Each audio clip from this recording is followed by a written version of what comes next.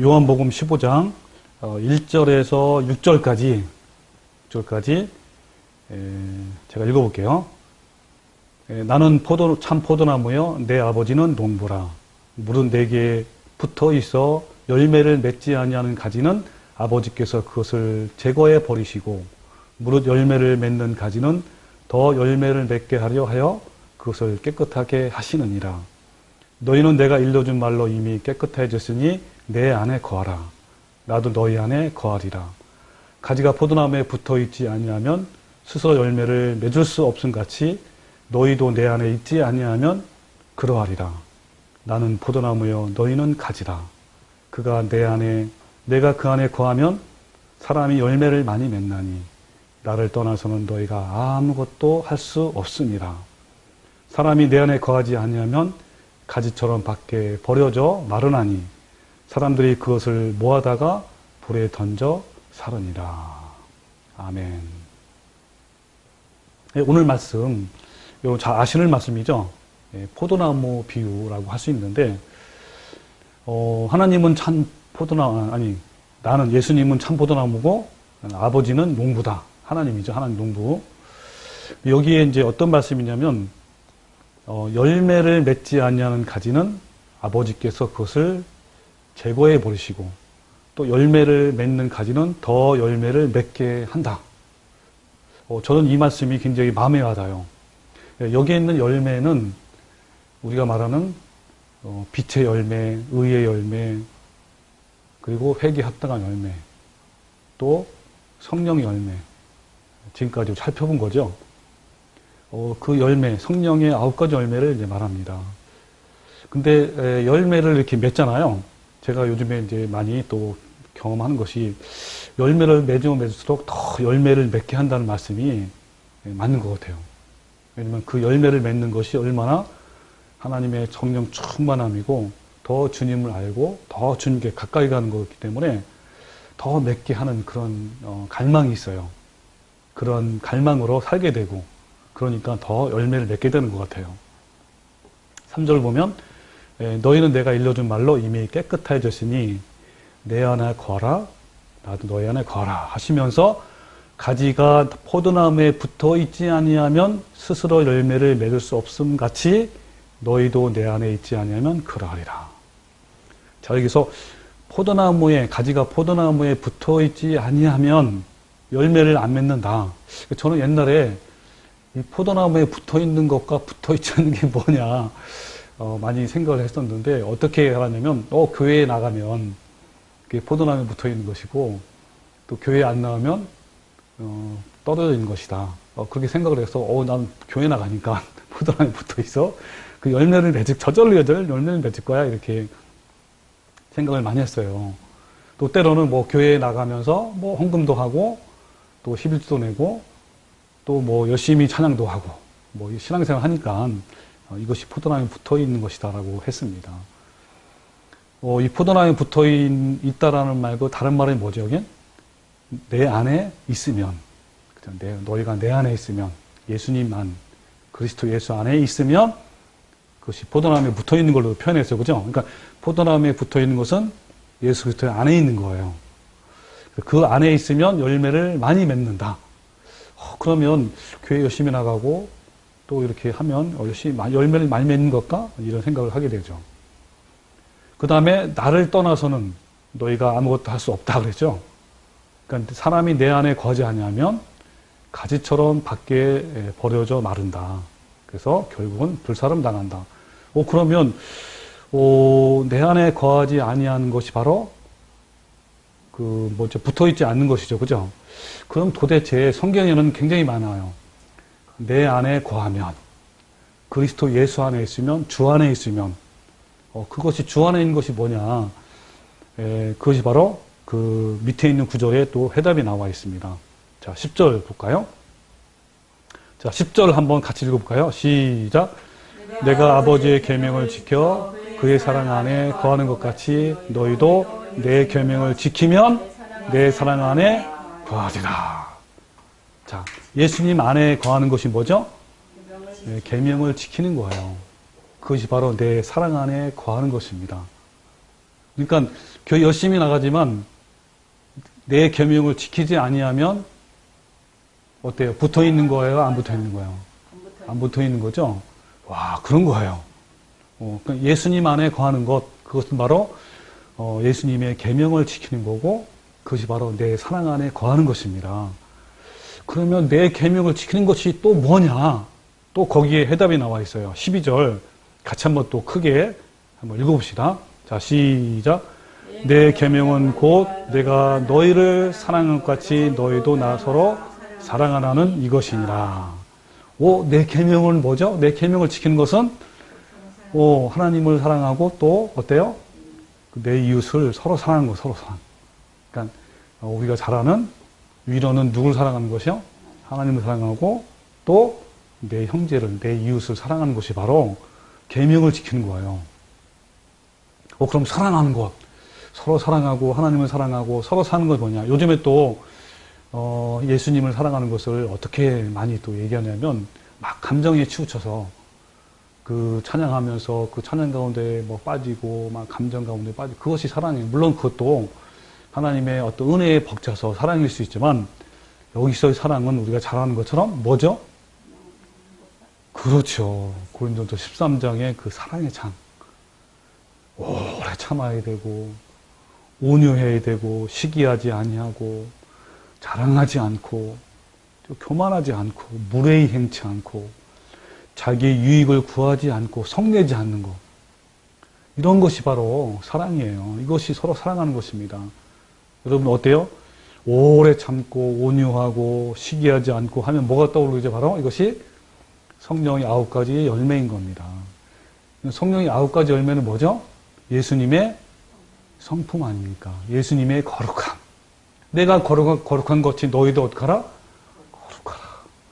이게 바로 계명을 지키는 거예요. 그러니까 결국 뭡니까? 내 안에 거하는 것은 결국 뭘 말하는 거예요? 아름다운 열매를 맺어라. 그죠? 그거죠. 그죠? 그래서 내 안에 거하면 즉 계명을 지키면 너희가 서로 사랑하면 하나님의 바로 포도나무에 붙어 있는 것이고 그 열매를 많이 맺게 한다. 이렇게 하시는 것이죠. 여러분 이런 열매를 맺으려면 우리는 어떻게 돼야 되냐면요. 자, 지금 잠시 우리가 히브리 말로 한번 좀 배울게요. 굉장히 간단한 거니까 한번 머릿속에 기억해 두면 굉장히 좋아요. 광야를 혹시 히브리어로 뭔지 아는 분? 광야. 따라해보세요. 미드바르. 미드바르가 광야. 근데 이 민수기라는 게 알죠? 민수기. 비슷한 이름이 있는데 왜 민수기? 자, 이 민수기를 히브리어로 뭔지 알아요? 앞에 미드바르인데 앞에다가 뭐 하나 붙여요. 우리나라 말로 하면 이제 부사가 되겠죠. 빼 미드바르. 그럼 빼는 뭐냐면 장소를 말합니다. 광야에서. 우리나라 말은 조사죠. 어쨌든 광야에서를 말해요. 자, 미드바르는 광야고 빼 미드바르는 광야에서. 이 말 뭐죠? 자, 이스라엘 백성이 진정으로 하나님 백성이 되기 위해서는 광야에서 훈련받는 기간이 반드시 필요한 거예요. 그래서 이 광야, 그러니까 민수기라는 것은 광야에서라는 뜻인데 이스라엘 민족이 광야에서 그 시간이 필요한 건데 그 시간은 하나님 백성이 되기 위한 그 훈련 기간을 말합니다. 근데 중요한 게 또 하나 있어요. 이 미드바르는 어디에서 나왔냐면 근원이 바로 따바르. 따바르 많이 들어봤죠? 혹시 뭔지 알아요? 따바르? 많이 들어봤잖아요. 따바르잖아요. 말씀. 그 말씀, 따바르에서 나온 말씀, 즉, 따바르라는 것이 말씀인데, 그 말씀에서 나온 것이 바로 광야예요. 그럼 연결시키면 뭐죠? 광야와 말씀. 자, 광야에서 훈련은 결국 뭘 말하죠? 하나님의 말씀에 그 말씀에 대한 순종에 대한 훈련을 말합니다. 그러니까 이 광야라는 곳에서 바로 뭐가 이루어지는 거예요? 이스라엘 민족이 하나님 말씀을 순종하는 하나님 말씀을 순종하는 훈련인데 거기서 하나님 말씀을 순종하느냐 순종하지 않느냐 갈리는 길이 있는 것이죠. 그 또 하나요, 여러분. 미드바르에서 나온 또 다른 말이 또 하나 있어요. 디바르. 디바르 따라서 디바르. 이 디바르는 바로 지성소를 말합니다. 여러분, 지성소는 바로 어떤 걸 의미하죠? 바로 하나님의 거기 임재하심. 하나님이 거기 계시다고 그러잖아요. 하나님의 임재하심이 나오잖아요. 그래서 이것도 바로 광야에서 나온 그런 파생된 언어입니다. 그럼 정리해보면 뭐예요? 우리가 하나님의 말씀, 그리고 하나님의 임재하심이 어디에서 시작이 됩니까? 광야에서. 바로 광야에서 하나님의 말씀을 순종하고 또 하나님의 임재하심, 하나님의 함께하심, 하나님의 사랑하심이 거기서 나오는 거예요.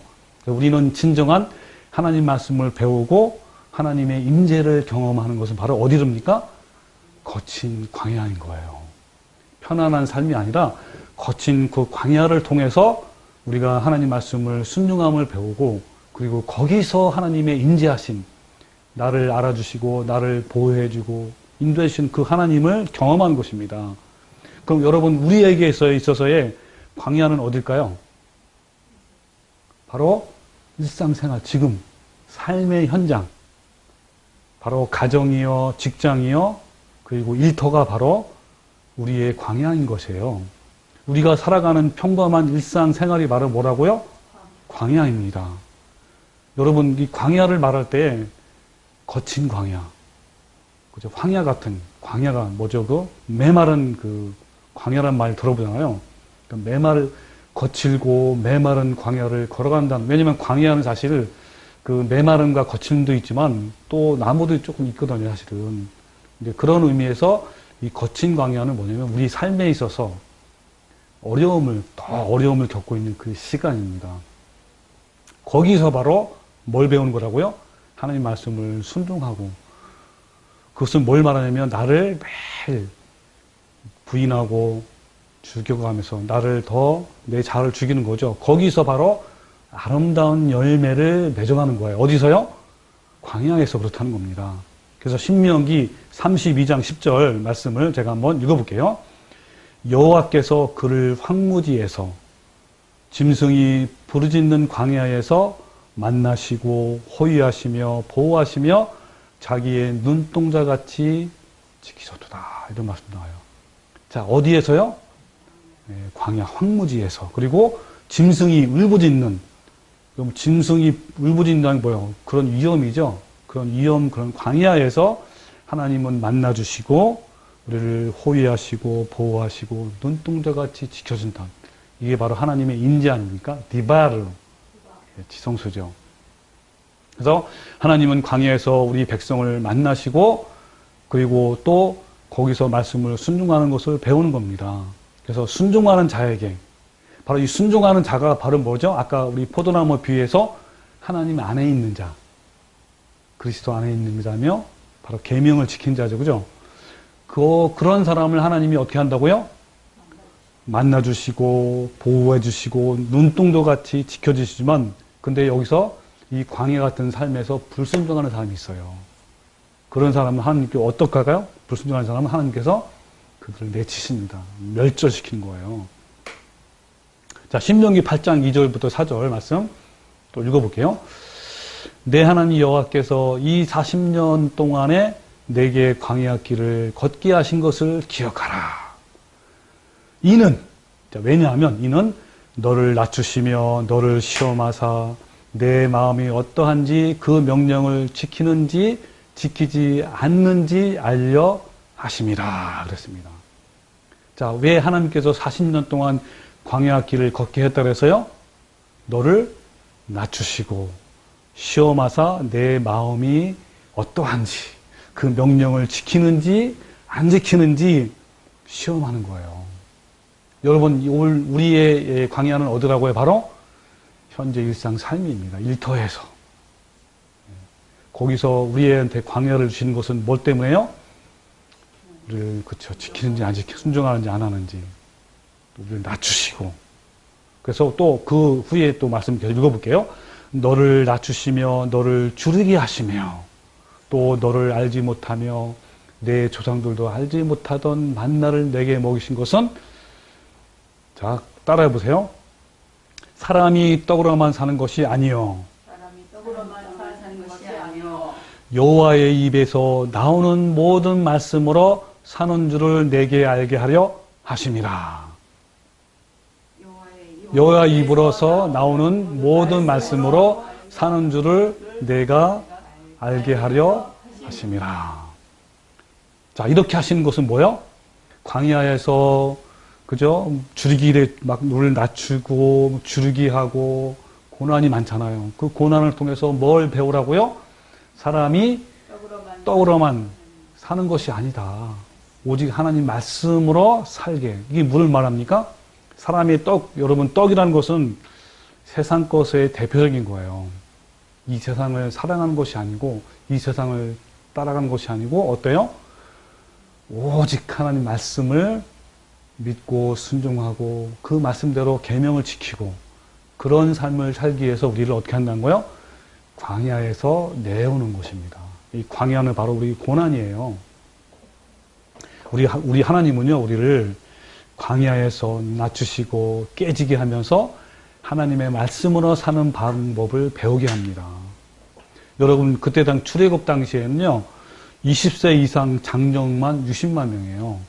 그러면 여러분, 그 남자만이니까 여자까지 합치면, 그죠?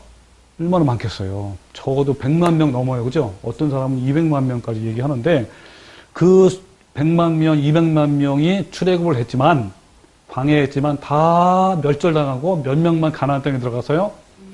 2명만요. 여러분, 이거를 보면 여러분 얼마나 좁고 협착한 길인지 여러분 경각심을 가져야 돼요. 이 광야에서 이 삶, 사실 거친 광야, 메마른 광야가 많은 사람들이 거기서 무너집니다. 거기서 원망하고 뒤로 물러가고 침륜에 빠지는 거.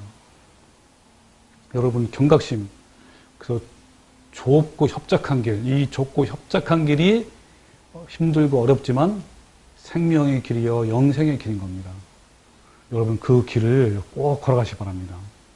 그래서 이 포도나무의 결론을, 포도나무에 붙어 있는 것은 바로 뭐예요? 하나님 안에 거하는 것이고 사랑 안에 거하는 것이고 또 하나님의 계명을 지키는 거고요. 순종하는 것이죠. 그것이 바로 성령의 열매입니다. 그것이 바로 뭐예요? 하나님의 품성이고요. 하나님의 형상이고 하나님의 거룩함을 이루어가는 것이에요.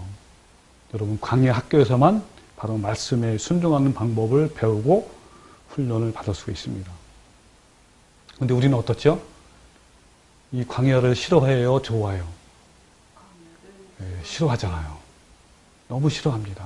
그래서 많은 사람들이요, 듣기 좋은 말을, 자기한 귀에 듣기 좋은 말을 하는 교회를 따라가고 그런 목사를 좋아합니다. 우리 지난 시간에 배웠죠? 이런 목사를, 이런 신자를 뭐라고요? 고양이 신자, 고양이 신자고 고양이 목사입니다. 그래서 아니 한번 구원받으면 영원하고 믿기만 하면, 고백하고 믿기만 하면 구원받는데 절대로 취소가 되지 않는데 어떻게 그 거친 광야 길을 가기를 좋아하겠습니까? 좋은 길을 가죠. 넓고 편한 길을 가죠. 그 좁고 협착한 길을 누가 가겠습니까? 매일매일 싸우는 내 자아를 매일 여러분 내 자아를 죽이는 게 쉬워요, 어려워요? 가장 어려워요. 이게 나를 죽이는 게요 가장 어렵습니다. 다른 사람 죽이는 건 너무 쉬워요. 그 사람을 판단하고 비판하고 원망하고 하면 여러분 내 자신은 이게 바로 좁고 협착한 길 아닙니까? 이걸 싫어하는 거예요. 그러니까 어때? 결국은 열매가 없죠. 가지가 말라서 결국은 불에 던져져 버리는 겁니다. 여러분 이스라엘뿐만 아니라 우리 모두는 광야를 잃으면요 더 교만합니다. 하나님을 떠나는 겁니다. 모든 성도가 그래요. 우리의 본성, 여러분 우리의 죄에 대한 이 본성은요 그냥 내버려두면 저절로 본성을 따라가요. 저절로 부패하고요. 저절로 넓은 길을 가게 되고 저절로 쉬운 길을 갑니다. 그러면 진짜 성도는요 바로 광야에서 맺어지는 거예요. 광야에서 열매를 맺는 겁니다. 여러분 광야에서 고통스럽다고 어떤 사람은요, 이 광야 생활이 너무 어렵잖아요. 그러다 보니까 더 거칠어지고 고집스러워지고 원망하고 불순종하고 자, 이런 삶은 이스라엘 민족이 멸절당한 것처럼 멸망당한 겁니다. 여러분 믿음의 선진들은 어때요? 모두가 광야 생활을 했습니다. 그 광야를 통해서 변함을 받아서 예수님의 성품을 닮아가고 매일매일 순종의 삶을 믿음으로 순종한 거예요. 모세를 보십시오. 모세는 40년 동안 광야에서 얼마나 많이 다듬어지고 다듬어졌습니까? 여호수아도 마찬가지예요. 여호수아는요 40년 동안 그 장막에 머물면서 주님을 매일 바라봤다고 그랬어요. 혼자 남아서. 다윗은요 사울왕의 추적을 받으면서 광야에서 13년 동안 도망을 다니면서 거기서 주님을 배운 거예요. 거기서 겸손해지고 온유함을 배운 겁니다. 믿음의 선진들은 모두 이 광야 신학교에서 훈련을 받았습니다. 여러분 11에서 11장에 믿음의 선진들을 보십시오. 이들은요 모두 외롭고 고통의 광야를 통과한 자들입니다. 이들이 바로 광야를 통해서 자기를 매일매일 부인하고 나의 옛자, 나의 욕심과 탐욕과 정욕을 십자가에 못 박아서 자기를 죽였습니다. 이런 내적 자아가 죽을 때에만 아름다운 성령의 열매를 맺을 수 있습니다. 예수님의 성품인 거룩함을 이룰 수가 있는 것입니다. 이것이 바로 뭐예요? 오늘 본문 말씀에 있는 것처럼 포도나무에 붙어 있는 거예요. 그러나 이 광야에서 무수한 이스라엘 백성이 탈락한 것처럼 지금도요, 무수한 사람이 하나님의 합당한 열매를 맺지 못하고 쭉정이를 맺는 그런 사람이 얼마나 많지. 이 광야 학계에서만 우리는 우리의 죄된 자아와 정욕과 탐심을 십자가에 못 박고 예수님의 거룩함을 이뤄갈 수가 있습니다. 그래서 오늘은 9가지 예수님의 품성 중에 몇 번째 열매 할 차례요? 8번째. 8번째 뭔지 자 볼까요? 온유, 그죠? 온유. 충성, 온유. 그래서 온유에 대해서 우리 같이 한번 할게요. 온유라는 또 제가 알고 있는 그 목사님도 온유라는 이름이 있어요. 최원유 목사님이라고. 온유. 이 온유를 세상적인 말로 뭐냐면요. 사전적인 의미로는 온화하고 부드러움을 말합니다. 저 사람은 참 온화하고 부드러워. 근데 여러분 그것은요 세상적인 그 온유고 성경에서의 온유는 뭐냐면 자 헬라어로입니다. 헬라어 따라해 보세요. 프라우테스.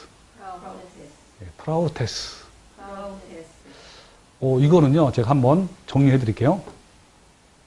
자, 자신 안에 아무것도 없으며 오직 하나님 안에만 모든 것이 있다는 믿음을 통해서만 나올 수 있는 신성하고 균형 잡힌 성품을 말합니다. 자, 어렵지, 어떤 말이? 자, 나중에 좀 또 풀이 해줄게요. 어쨌든, 한마디로 표현하면요, 길들여짐. 자, 따라해보세요. 길들여짐. 그러니까, 온유함 하면 뭐요? 길들여짐. 충성하면 뭐요? 신실함. 신실함.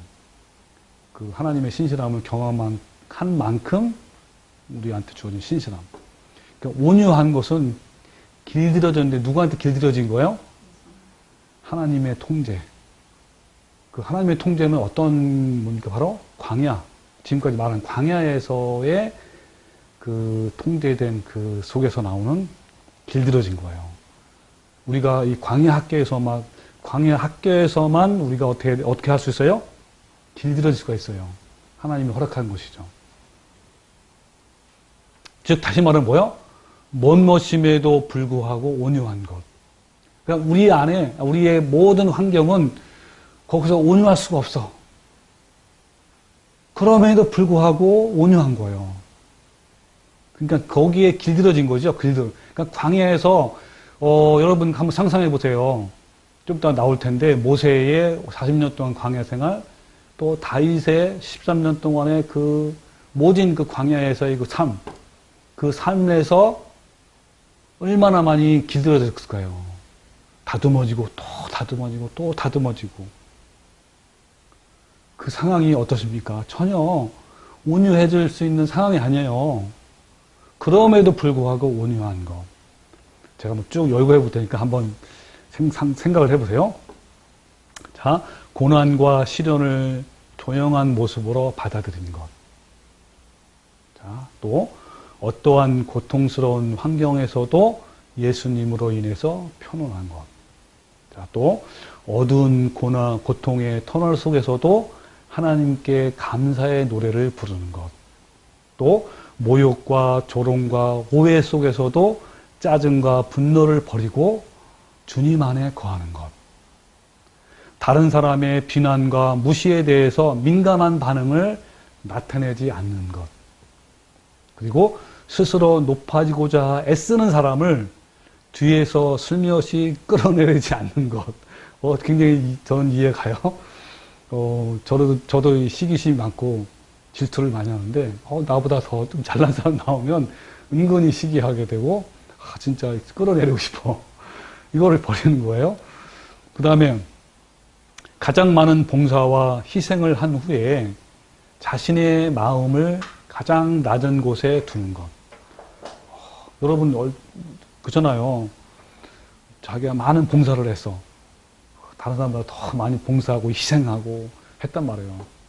그때 마음이 어떤 마음이 올까? 우리 마음에 교만이 올라오잖아요. 칭찬받고 싶고 인정받고 싶고 그러면서 그죠.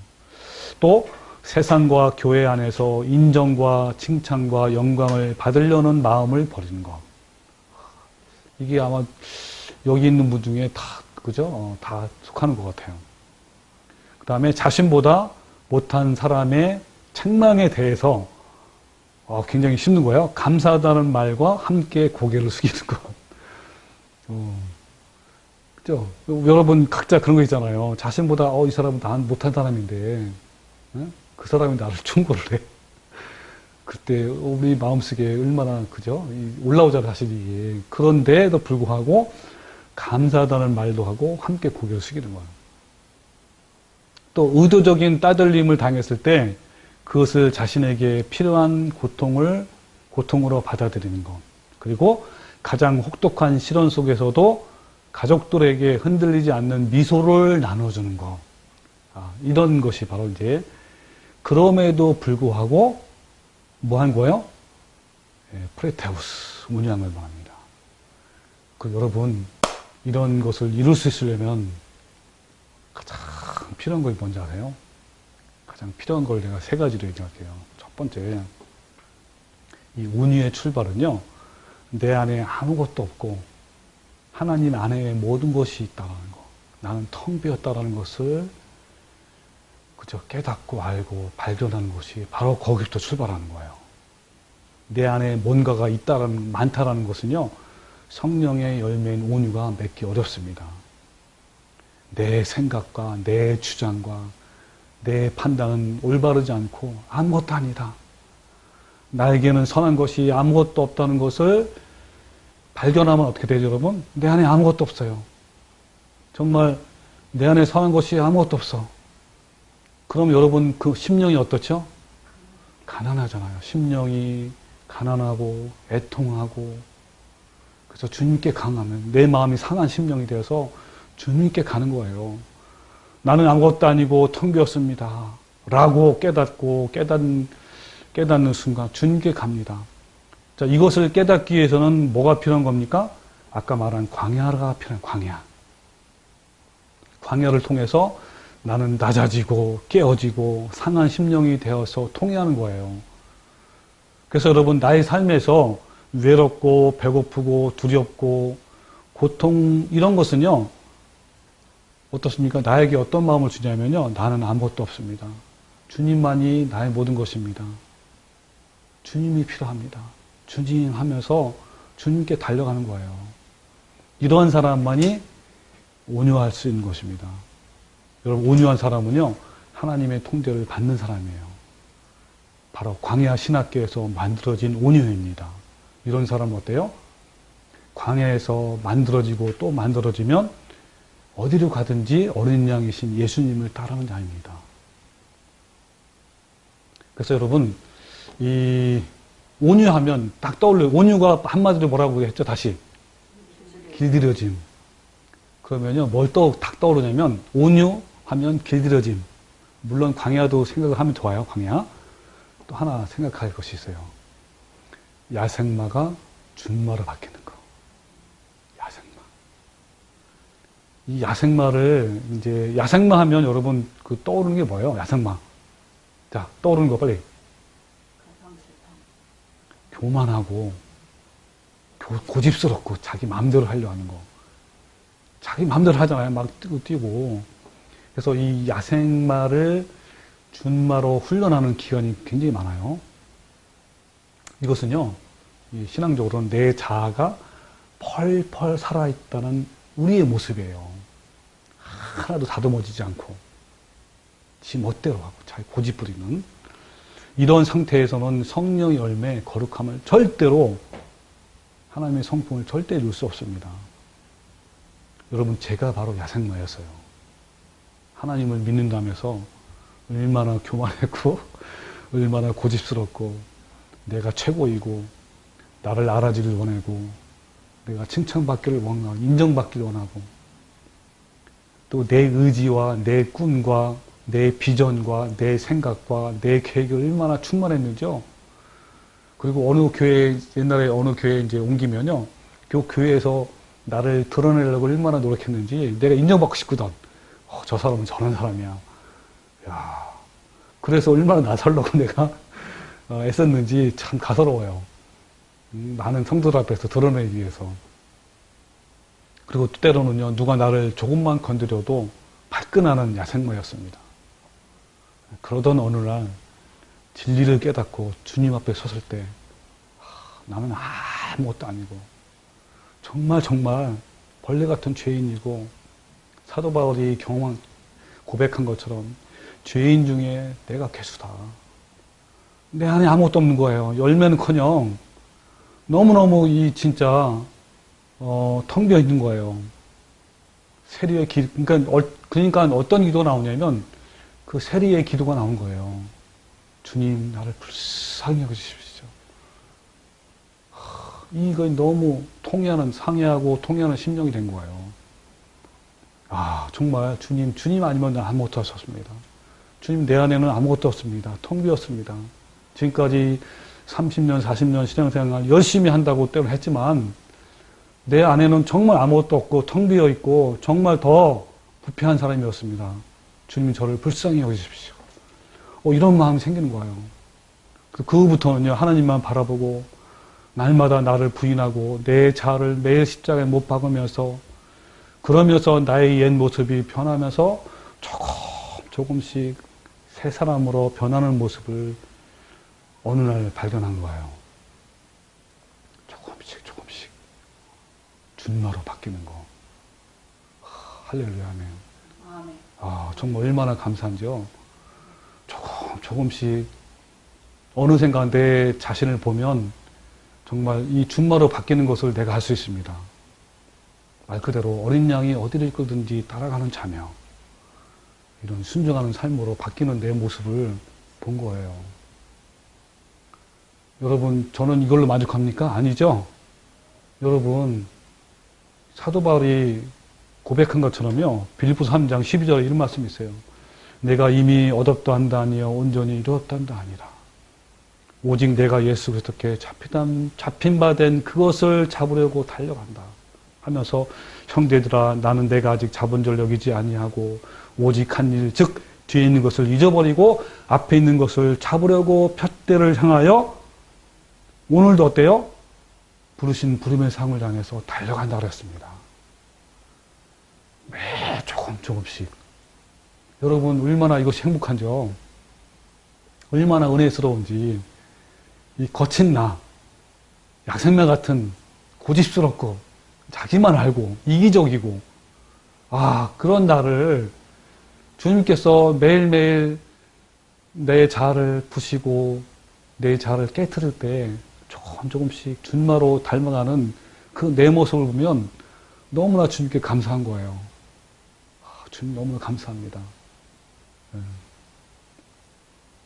그래서 이 온유는요, 프라우테스 이 온유는 자신 안에는 아무것도 없으며 오직 하나님 안에만 모든 것이 있다라는 이 믿음에서 나오는 바로 신성하고 균형 잡힌 성품을 말하는 거예요. 바로 이 신의 성품이에요. 신의 성품. 자신은 주님 앞에서 절대 부정하고 부패하고 무능하고 사악한 짐승 같은 존재임을 고백하면서 예수님의 멍에를 잠잠히 메우는 그 온유함. 이 온유함. 예, 저는요, 이것을 묵상하면서 엊그제 그 고려인 그 목사님을 만나게 됐어요. 고려인을 섬기는 목사님. 우즈베키스탄 목사님 만나면서 바로 이분이 그런 삶이구나. 이분은요, 그 자기의 사택이 없어요. 목사님이나 해서 사택이 없고 다 같이 성도들과 개방된 곳에서 지내는 거예요. 여러분, 우리가 사실 그 우리의 온유함이 더 다듬어지려면요, 사실은 아까 일상 삶이잖아요. 일상 삶 중에 언제인지 아세요? 여러 사람 같이 생활할 때, 그냥 이렇게 교회에서 반짝 나타나는 한두 시간이 아니라요, 거기서 먹고 자고 서로 보잖아요. 다 나의 모습을 다 보잖아요. 그분이 그 목사님 뭐라면 그 모든 성도들이 코 쓰시는 걸 다 아는데, 코 쓰시는 거. 그것까지 다 아는 거. 거기서의 그 뭡니까? 길들여진 거. 사실 그게 사실 광야예요. 다 참 본 모습이 다 드러나지 않습니까? 본 모습이. 그래서 나는 그 목사님이 참 거기서 깨어지고 또 깨어지고 길들여진 그 모습이 바로 모니함이 아닌가. 저는 그런 생각합니다. 온유는요, 조용한 모습으로 고난과 시련을 견디고요. 온유는 고통 가운데서도 언제나 주님을 향하여 하나님께 찬양을 하는 거예요. 감사하다고. 그리고 실망과 낙담을 극복하고 오해와 비난에 대해서도 보복하지 않는 것. 온유는요, 부르뚱한 태도나 모습을 나타내지 않는 거예요. 온유는 참 침울하거나 음침한 분위기를 풍기지 않는 겁니다. 다른 사람에게 상처와 고통을 주지 않습니다. 온유는 마음의 상처를 받을지라도 불만을 품거나 상처받는 자신을 동정하거나 알아주길 원하는 게 아니에요. 그리고 온유는요, 하나님께 가장 귀하게 여기시는 것이 바로 온유입니다. 여러분, 모세의 온유함을 제가 잠깐 우리 같이 생각해 봅시다. 여러분, 온유하면 떠오르는 게 모세예요. 이 땅에서의 온유함 하면 모세를 떠올리십시오. 이 모세는요, 하나님의 섭리로 인해서 광야에서 40년간 양치는 목자 일을 하면서 모든 게 다 깨졌어요. 낮아지고 또 낮아지고 또 낮아진 거예요. 그의 급한 성격 아시죠? 누가 뭐라 하니까 살인했잖아요. 예? 그의 교만, 얼마나 교만했습니까? 온 지식과 모든 걸 다 경험한 그 왕자로서의 교만이잖아요. 세상의 교육과 세속적인 사고방식들 다 버린 거예요. 어디서요? 광야 40년 동안. 거기서 하나님만 의지하는 법을 배우고 주님의 방법으로 훈련받은 거예요. 광야 40년은 모세가 온유한 성품으로 자라가는 데 충분했습니다. 거기서 모세는요, 내 주장과 내 생각과 내 혈기와 내 자만이 다 깨진 겁니다. 나는 이제 아무것도 할 수 없습니다. 주님만 바라옵니다. 나는 아무것도 아니에요. 나는 신들만 매기도 어렵습니다. 라고 그렇게 된 거예요. 되고 싶어서 된 것도 아니고 된 거예요, 자체가. 그럴 때 어때요? 그것이 바로 온유함이 충만한 거예요. 그럴 때 하나님이 그를 부르신 거예요. 예. 그럴 때 어때요? 하나님의 종으로서 쓰임받기에 적합한 거 된 겁니다. 이게 바로 뭡니까? 온유함과 겸손함이에요. 모세는요, 자기의 보호 아래 있는 이스라엘 백성의 완고함과 무지몽매함을 잘 알고 있었어요. 또 모세는 그 백성을 설복시키고 잘 인도하려면 하나님으로부터 도움을 받아야 되는 것을 철저히 알았습니다. 광야 생활 동안 이스라엘 백성이 반역하고 모세를 힘들게 하고 그런 일이 얼마나 많습니까? 너무나 많아요. 그러나 힘들고 지치고 낭망이 되어도 그는 끝까지 온유함을 잃지 않았습니다. 백성에 대한 애정과 사랑을 버리지 아니했어요. 왜 그랬을까요? 광야에서 40년 동안 그거를 다 이제 깨어진 겁니까? 온유함이 넘친 것이죠. 모수의 온유한 성품은요, 말세에 고통당한 우리가 필요한 거예요. 말세에는 고통하는 때가 온다 그랬잖아요. 그 온유함이 우리에게 필요한 거예요. 또 마지막 때 짐승의 표에 큰 환란이 우리 앞에 올 겁니다. 그때 우리가 이 온유함 성품이 있어야 되는 거예요. 자, 우리 다시 한번 예수님의 성품을 갑시다. 예수님의 온유함. 예수님이 친히 뭐라 그랬죠? 나는 온유하고 겸손하니 라고 했잖아요. 그 예수님의 성품, 온유함 성품 봅시다. 예수님은요, 어때요? 우리 잘 아는 말씀처럼 빌립보서 2장 6절 말씀 제가 읽어볼게요. 하나님과 동등됨을 취할 것으로 여기지 아니하시고 오히려 자기를 비어 종의 형체를 가져 사람과 같이 되기를 작정했어요. 예수님께서는요, 자신을 비우심으로 자신의 생애를 아름다운 자비와 친절과 동정으로 모든 것을 다 하신 것입니다. 그러한 주님께서 이제 우리 모두에게 이렇게 명령을 한 거예요. 뭐라 그랬습니까? 나는 마음이 온유하고 겸손하니 나의 멍에를 메고 내게 배우라 그랬습니다. 마태복음 11장 29절. 여러분, 온유는요, 예수님의 성품의 대표적인 특성이에요. 저 하늘의 영광을 버리시고 비천한 인간의 본성을 입으시고 이 땅에 오신 그 예수님의 생애는요, 온유와 겸손의 그 자체입니다. 아버지 영광의 광채이신 그 예수님은 하나님과 동등됨을 취할 것으로 여기지 아니하시고 오히려 자기를 비워 종의 형체를 가져 사람과 같이 대한 것이에요. 그렇게 작정한 것입니다. 이 땅에서의 그 예수님은요, 왕으로서 사람에게 군림하지 아니하시고 오히려 다른 사람에게 봉사하고 헌신하고 죽기까지 복종한 그런 삶을 사셨어요. 여러분도 우리도 이러한 삶을 사는 거예요. 이러한 예수님의 온유의 성품을 우리는 닮아야 되는 겁니다. 우리는 매일 예수님의 생애에 나타냈던 그 온유함과 겸손함을 묵상하고 바라보고, 그래서 예수님을 닮고 싶으면요, 우리는 어떻게 될까요?